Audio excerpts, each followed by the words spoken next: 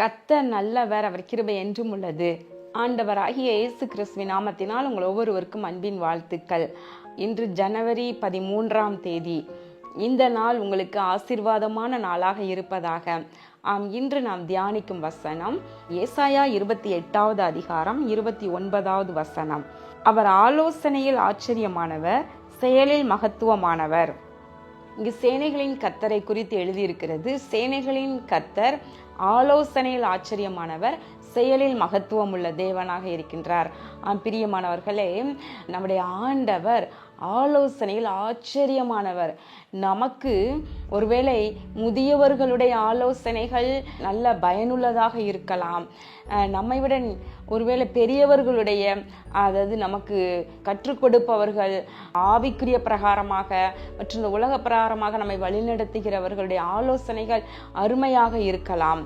ஆனால் அவை எல்லாவற்றை காட்டிலும் தேவனுடைய ஆலோசனைகள், கர்த்தருடைய ஆலோசனைகள் மிகவும் அருமையானவைகள். அவர் ஆலோசனையில் ஆச்சரியமானவர், அதே நேரத்தில் செயலில் மகத்துவம் உள்ளவர்.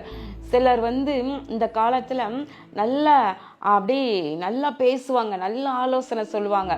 நீங்கள் ஒரு பிஸ்னஸ் பண்ணுறீங்கன்னா உங்களுக்கு 1000 ஆலோசனைகள் ஒவ்வொருவரும் ஒவ்வொரு விதமாக சொல்லுவாங்க. இப்படி பண்ணலாம், அப்படி பண்ணலாம், இப்படி பண்ணலாம் அப்படின்னு சொல்லிட்டு நிறையா சொல்லுவாங்க. அவங்க சொந்தக்காரங்க சொல்லலாம், அவங்க கூட இருக்கிற ஃப்ரெண்ட்ஸ் உங்களுக்கு சொல்லலாம். எத்தனையோ நீங்கள் என்ன படிக்கணும், அடுத்த மேல் படிப்பு என்ன படிக்கணும், நிறைய பேர் நிறைய உங்களுக்கு ஆலோசனைகள் சொல்லலாம்.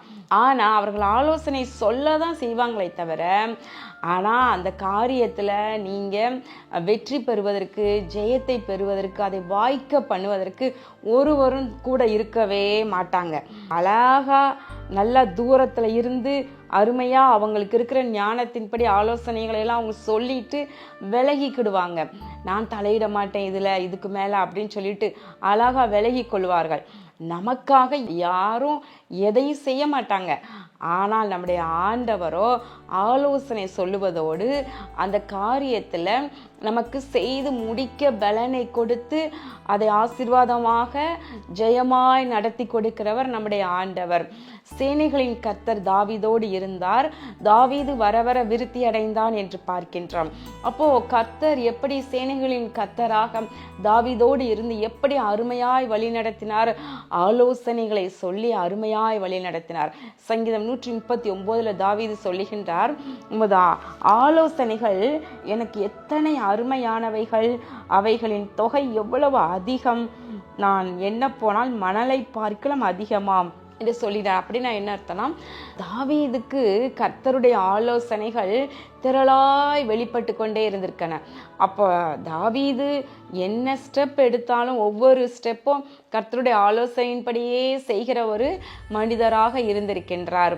ஒருவேளை நமக்கும் கூட சில நேரம் ஆரம்ப நாட்களில் நமக்கு ஆலோசனைகள் கர்த்தருடைய வார்த்தை வேதத்திலிருந்து நமக்கு வெளிப்படலாம். தெளிவாக அவருடைய வார்த்தையின் மூலம் கர்த்தர் நம்மோடு பேசுவார். அப்புறம் ஆவியில வளர வளர பரிசுத்த ஆவியானவரை முழுமையாய் பெற்றுக்கொண்டு பரிசுத்த ஆவியானவரோடு கூட நடக்கிற அனுபவம் வந்த உடனே ஆவியானவருடைய ஆலோசனை, கர்த்தரே ஆவியானவர், அப்ப கர்த்தருடைய ஆலோசனைகள் அப்படி வெளிப்பட துவங்குகின்றது. தாவீதின் வாழ்க்கையில் ஒரு 2 காரியத்தை நம்ம பார்க்கலாம். 2 சாமுவேல் 5வது அதிகாரத்துல 2மே இந்த கடைசி பகுதியில் எழுதியிருக்குது. பெலிஸ்தர் ஒரு முறை தாவீதுக்கு விரோதமாக வந்த பொழுது கர்த்தரிடத்தில், நான் அவர்களை எதிர்த்து போகலாமா, அவர்களை ஒப்பு கொடுப்பீரா என்று கேட்ட உடனே கர்த்தருடைய ஆலோசனை, நீ போ, அவர்களை உனக்கு ஒப்பு கொடுப்பேன் என்று சொன்னார். அப்படியே கர்த்தர் செய்கின்றார். பாருங்களேன், தண்ணீர்கள் உடைந்து ஓடுகிறது போல கர்த்தரின் சத்துருக்களை எனக்கு முன்பாக உடைத்து ஓட பண்ணினார் என்று சொல்லி தாவீது சொல்லுகின்றார். அதே போல திரும்பவுமாக ரெப்பாயிம் என்ற பள்ளத்தாக்குல திரும்பவுமா பெலிஸ்தர் தாவீதுக்கு விரோதமா வர்றாங்க. அப்போ தாவீது கர்த்தரிடத்தில் விசாரித்து இதற்கு நான் போலாமா என்று கேட்கும் பொழுது கர்த்தரிடத்திலிருந்து ஒரு ஆலோசனை, நீ அவர்களுக்கு நேராய் போகாமல் அவர்களுக்கு பின்னாலே சுற்றி முசுக்கட்டை செடிகளுக்கு எதிரே இருந்து அவர்கள் மேல் பாய்ந்து முசுக்கட்டை செடிகளின் நுனிகளில் செல்லும் இரைச்சலை நீ கேட்கும் போது சீக்கிரமாய் எழும்பிப்போ, அப்பொழுது பெலிஸ்தரின் பாளையத்தை முறியடிக்க கர்த்தர் உனக்கு முன்பாக புறப்பட்டிருப்பார் என்றார். தாவீது கர்த்தர் கட்டளையிட்டபடியே இவ்விதமாய் செய்த பொழுது பெலிஸ்தரை முறியடித்தான் என்று பார்க்கின்றோம்.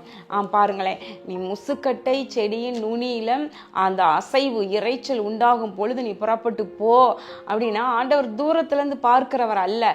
அப்படி தாவீதை அனுப்பிட்டு பார்க்கல. அவர் என்ன செய்யறாருன்னா, கர்த்தர் முன்னாக எழுந்தருளி போகிறார். அவர் ஆலோசனையில் ஆச்சரியமானவர், செயலில் மகத்துவம் உள்ளவர். பிரியமானவர்களே, எங்களுடைய வாழ்க்கையிலும் கூட நான் யோசித்து பார்க்கின்றேன். எங்களுக்கு திருமணமானது முதல் இப்போ வரைக்கும் நான் யோசித்து பார்க்கிறேன். குடும்பத்திலும் சரி, ஊழியத்திலும் சரி, ஒவ்வொரு காரியத்திலும் நாங்கள் எந்த ஒரு முக்கிய நிகழ்வானாலும் அல்லது எந்த ஒரு சிறிய பெரிய காரியமானாலும் நாங்கள் ஒன்று செய்வோம். நான் என் கணவரும் ஆண்டவர் பாதத்தில் போய் உட்கார்ந்துருவோம். நாங்கள் அது நேரமே கணக்கே கிடையாது. 1 மணி நேரமோ 2 மணி நேரமோ 3 மணி நேரமோ மணி கணக்கே கிடையாது. அவ்வளோ நேரம் ஆண்டவர் சமூகத்தில் உட்கார்ந்துருவோம். கர்த்தருடைய வார்த்தை வெளிப்படணும். பரிசுத்த ஆவியானவர் எங்களோடு பேசுவார். என் கணவர் மூலமாக ஏராளமான முறை பரிசுத்த ஆவியானவர் அவரே பேசுவார். எங்களுக்கு ஆலோசனைகளை சொல்லுவார். இதை இப்படி செய்யுங்கள் என்று சொல்வார். நாங்கள் மற்றவர்களிடம் நாங்கள் எதற்கும் போய் ஆலோசனைகளை கேட்டு அதன்படி செய்வது அல்லது எங்களுடைய விருப்பத்தின்படி எதையும் செய்வது என்பது எங்களிடத்தில் கிடையவே கிடையாது. கர்த்தருடைய ஆலோசனை என்னவோ அதை அப்படியே செய்வோம். அவர் சொல்லுகின்ற ஆலோசனையை அப்படியே அவர் ஜெயமாக அந்த காரியத்தில் அதை நடத்தியும் கொடுப்பார். பிரியமானவர்களே, அவர் ஆலோசனையில் ஆச்சரியமானவர், செயலில் மகத்துவம் உள்ளவர். உங்கள் வாழ்க்கையிலும் நீங்கள் கர்த்தருடைய ஆலோசனைகளை பற்றி கொள்ளுங்க. நான் உன்மேல் என் கண்ணை வைத்து உனக்கு ஆலோசனை சொல்லுவேன் என்று சொல்லி இருக்கிறாரே, அழகாய் உங்களுக்கு போதித்து நடத்துவார், அருமையாய் உங்களை நடத்துவார். கண்களை மூடி ஜெபம் பண்ணுவோமா? எங்கள் அன்பின் பரலோக பிதாவே, இதோ இந்த நாளிலும் சேனைகளின் கர்த்தர் ஆலோசனையில் ஆச்சரியமானவர், செயலில் மகத்துவம் உள்ளவர் என்பதை குறித்து தியானித்தோம். உடைய பிள்ளைகளும் கூட உடைய பாதத்தில் காத்திருந்து உடைய ஆலோசனைகளை பெற்றுக்கொண்டு அதன்படி தங்கள் வாழ்க்கையில் ஒவ்வொரு காரியத்தையும் செய்ய நிற்கிருபை செய்வீராக. நீர் ஆலோசனை கொடுப்பதோடு ஆண்டவரை செயலில் மகத்துவம் உள்ளவராக வாழ்க்கையிலே ஒவ்வொருவருக்கும் வெளிப்படுவீராக. இயேசு கிறிஸ்துவின் நாமத்தினாலே வேண்டிக் கொள்கிறோம் நல்ல பிதாவே, ஆமேன். கர்த்தருடைய ஆலோசனை எப்படி ஆகிலும் உங்களுக்கு வெளிப்படும். கர்த்தர் உங்களை ஆசீர்வதிப்பாராக. ஆமேன்.